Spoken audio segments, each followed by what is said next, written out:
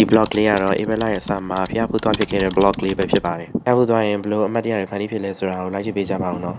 ။ဖျားဖူးပြီးမောပန်းသွားတဲ့တောင်ကြီး Eastern Park ကိုသွားခဲ့ပါသေးတယ်။ Eastern Park လို့သာပြောတာတရိတ်ဆန်လေးတွေမှအများကြီး။တောင်ရိုင်းထဲကသမင်အစ်စ်တွေကိုလည်းတကယ်လက်တွေ့မြင်လာခဲ့ရတယ်။သမင်တွေအတွက်ဖန်တီးပေးထားတဲ့နေစရာအဆောက်အဦလေးနဲ့သမင်တွေရဲ့သဘာဝကျကျစားသောက်နေထိုင်ပုံကိုလည်းတွေ့ရှိခဲ့ရပါသေးတယ်။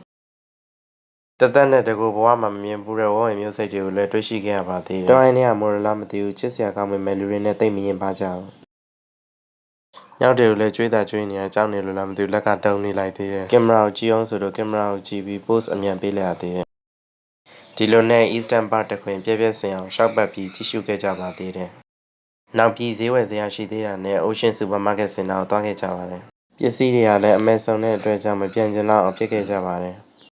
ရဲရှင်းမျက်နှာမှာလိုချင်စရာတွေကလည်းအပြည့်ပဲ